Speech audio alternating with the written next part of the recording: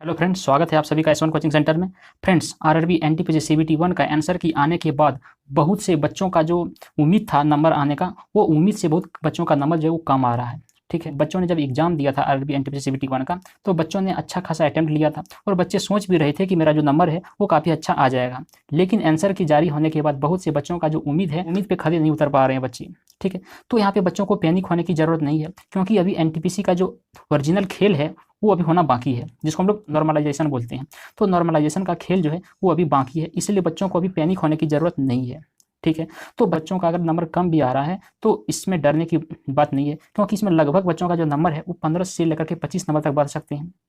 ठीक है, तो आप अपने अनुसार अगर आपका मान लेते हैं जितना भी आपका रॉ मार्क्स आ रहा है, उसमें से आप 15 से 25 नंबर तक आप इंक्रीज करके आप उसको नॉर्मलाइज मान करके आप ऐसा सोच सकते हैं कि मेरा इतना नंबर हो जाएगा और हम आगे मेंस की तैयारी शुरू कर सकते हैं। ठीक है, तो इसमें हम एक बहुत सटीक सर्वे किए हैं कि नॉर्मलाइजेशन जो है होने के बाद बच्चों का एक्चुअली में मार्क्स कितना हो सकता है और वो किस जोन से बिलोंग्स करता है और किस जोन का कितना कटअप रहने वाला है। तो ये सभी चीज़ों के बारे में आज की वीडियो में डिटेल से बताऊंगा। ठीक है, तो आप वीडियो पर अंत तक बने रहें। और हाँ, अगर आप मेरे चैनल पर पहली बार बने हैं तो चैनल को सब्सक्राइब करके बेल आइकन प्रेस कर दें, ताकि आपको इसी तरह का अपडेट मिलते रहे। तो चलिए जानते हैं कि नॉर्मलाइजेशन होने के बाद जोन वाइज कटअप जो है बच्चों को किया जा सकता है। और हाँ, बच्चे को इसमें डरने की जरूरत नहीं है नंबर देखने के बाद, क्योंकि इसमें हर बच्चे, अगर किसी का 50 भी आ रहा हो, किसी का 40 भी आ रहा हो, तो उसमें से वो 15 या 25 या 20 नंबर वो अपना ऐड करके इस नंबर को आप देख सकते हैं। ठीक है, तो चलिए देखते हैं जोन वाइज कटअप। तो देखिए, ये जो है ये नॉर्मलाइजेशन स्कोर है और ये सीबीटी 1 का एक्सपेक्टेड कटअप है, जो ये हम लोग ऑफिशियल के तौर पर ये मान के चल रहे हैं। ठीक है, जो सर्वे होने के बाद ये पता चल रहा है। और ये जो जोन वाइज है, जिसमें हम लोग जनरल, ओबीसी, एससी और एसटी सभी कैटेगरीज वाइज हम लोग इसमें देखेंगे। अगले नंबर जो है आप, ये रॉ मार्क्स नहीं है, मैं फिर से आपको बता देता हूँ, ये जो नंबर है ये नॉर्मलाइजेशन नंबर है, जिसमें आप अपने रॉ मार्क्स में 15 से 20 नंबर ऐड करके ये आप सोच सकते हैं। ठीक है, तो चलिए देखते हैं एक एक करके। देखिए, सबसे पहला है अहमदाबाद जोन। अहमदाबाद जोन में जनरल का जो है 70 से 72 का नंबर हो सकता है कटअप, ओबीसी में 62 से 65 हो सकता है, एससी में 55 से 58 जा सकता है और एसटी में 45 से 48 तक हो सकता है। ठीक है, उसी प्रकार अगला है अजमेर। अजमेर में देख लीजिए जनरल का 75 से 77 हो सकता है, फिर ओबीसी में 68 से 70 के बीच में आप मान सकते हैं।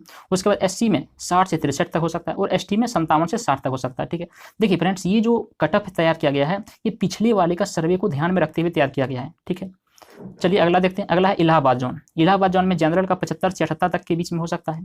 उसके बाद ओबीसी में जो है वो 68 से 71 तक हो सकता है, फिर एससी में 60 से 64 तक जा सकता है और एसटी में 46 से 50 तक नंबर रह सकता है नॉर्मलाइजेशन होने के बाद। उसके बाद देखिए अगला जो है बेंगलोर।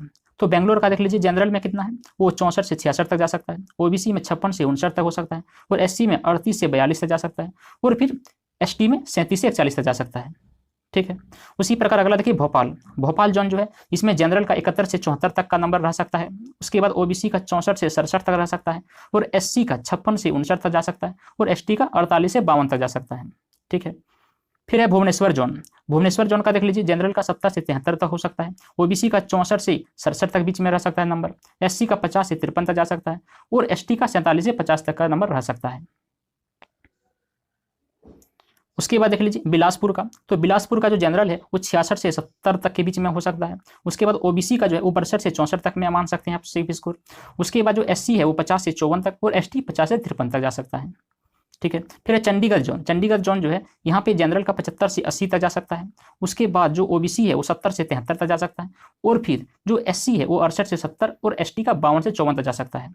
ठीक है, ये नंबर देखने के बाद आप लोगों को डरने की जरूरत नहीं है, क्योंकि हम पहले ही बता दिए हैं कि सभी को 15 से 20 नंबर इसमें बढ़ने की उम्मीद है। ठीक है, तो आप 15-20 नंबर ऐड करके अपने रॉ मार्क्स में ये चीज देख सकते हैं। चलिए उसके बाद देखिए चेन्नई जोन। चेन्नई जोन में जनरल का कितना 72 से 74 तक हो सकता है, फिर ओबीसी का 68 से 70 तक जा सकता है और फिर जो यहाँ पे एससी है वो 56 से 58 तक और एसटी 47 से 50 तक हो सकता है। ठीक है, फिर देखिए गोरखपुर का। तो गोरखपुर में जनरल का 76 से 78 तक हो सकता है इसका। उसके बाद है कि ओबीसी का 73 से 76 तक, फिर एससी का 58 से 60 तक और फिर एसटी का 44 से 48 तक रहने की उम्मीद है। फिर देखिए गुवाहाटी जोन का। गुवाहाटी जोन का जनरल का कितना 67 से 70 तक जा सकता है। उसके बाद ओबीसी का 58 से 61 तक जा सकता है, फिर एससी का 54 से 58 तक जा सकता है और एसटी का 55 से 57 तक नंबर रह सकता है। ठीक है, फिर देखिए जम्मू का। जम्मू का जो जनरल का है वो 69 से 72 तक का नंबर रहने की उम्मीद है। उसके बाद ओबीसी का 53 से 54 तक रहने की उम्मीद है और एससी का 50 से 52 तक और एसटी का 40 से 43 तक रहने की उम्मीद है नंबर। फिर देखिए फाइनली कोलकाता जोन का। तो कोलकाता जोन का देखिए, ये जो जनरल है वो 74 से 78 तक का जा सकता है। उसके बाद ओबीसी का 70 से 74 तक रहने की उम्मीद है और एससी का 65 से 67 और एसटी का 55 से 58 तक रहने की उम्मीद है नंबर। और मालदा जोन देख लीजिए, मालदा का जनरल का जो है वो 64 से 67 तक जा सकता है। उसके बाद जो ओबीसी है वो 62 से 65 तक जा सकता है। फिर एससी 60 से 62 तक जा सकता है और एसटी 58 से 60 तक हो सकता है। फिर मुंबई जोन देख लीजिए, मुंबई जोन जो है वो जनरल का 75 से 78 तक हो सकता है। उसके बाद ओबीसी का 73 से 75 तक नंबर जा सकता है। एससी का 63 से 64 तक हो सकता है और एसटी का 56 से 60 तक हो सकता है। ठीक है, ये सभी जो डाटा है वो प्रीवियस ईयर का डाटा देख के तैयार किया गया है। उसके बाद देखिए मुजफ्फरपुर का जो जनरल का कटअप वो 58 से 60 तक रहने की उम्मीद है। उसके बाद ओबीसी का 54 से 57 तक जा सकता है। एससी का 52 से 54 तक हो सकता है और एसटी का 50 से 52 तक हो सकता है। फिर देखिए पटना जोन का जो जनरल है वो 64 से 66 तक हो सकता है। फिर ओबीसी का जो है वो 62 से 64 तक हो सकता है। एससी का 60 से 61 और एसटी का 58 से 60 तक। और रांची जोन वाले देख लें तो रांची जोन वाले जो है वो जनरल कैटेगरी वाले 67 से 69 तक रहने की उम्मीद है। ओबीसी का 64 से 66 तक रहने की उम्मीद है और एससी का 60 से 62 और एसटी का 57 से 60 तक रहने की उम्मीद है।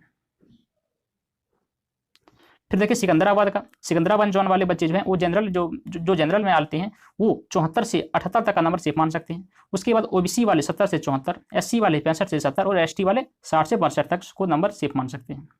उसके बाद सिलीगुड़ी वाले देख लें। फ्रेंड्स मैं बता देता हूँ कि यहाँ पे सिलीगुड़ी और मुंबई जोन का जो बच्चा अटेंडेंस है, इस बार का बच्चों का अटेंडेंस बहुत कम रहा है। ठीक है, जहाँ पर सिलीगुड़ी में बच्चों का अटेंडेंस जो है वो लगभग 45% रहा है और मुंबई में जो है वो 48% बच्चों का अटेंडेंस रहा है। ठीक है, तो ये दो जोनों का जो अटेंडेंस है बच्चों का वो बहुत कम रहा है। तो यहाँ की दोनों जोनों का बच्चों का जो कटअप है वो थोड़ा सा कम देखने को मिल सकता है इस बार, और ये आरटीआई रिप्लाई होने के बाद ये बता रहे हैं हम।